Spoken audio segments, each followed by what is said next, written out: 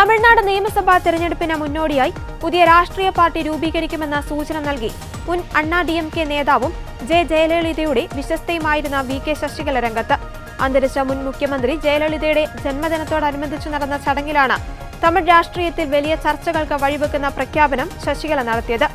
നല്ല വാർത്ത ഉടൻ വരുമെന്ന് പറഞ്ഞ ശശികല തന്റെ രാഷ്ട്രീയ തിരിച്ചുവരവ് പ്രഖ്യാപിച്ചിരിക്കുകയാണ്. കമുദിയിൽ നടന്ന ചടങ്ങിൽ അണ്ണാദുരൈ, MGR, ജയലളിത എന്നിവരുടെ ചിത്രങ്ങൾ ആലേഖനം ചെയ്ത പുതിയ പാർട്ടിയുടെ കൊടി ശശികല പരിചയപ്പെടുത്തുകയും ചെയ്തു. കഴിഞ്ഞ 9 വർഷമായി താൻ പുലർത്തിയിരുന്ന മൗനം ഇനി മതിയാക്കുന്നുവെന്നും സജീവ രാഷ്ട്രീയത്തിലേക്ക് മടങ്ങിയെത്തുകയാണെന്നും അവർ അനുയായികളോട് വ്യക്തമാക്കി.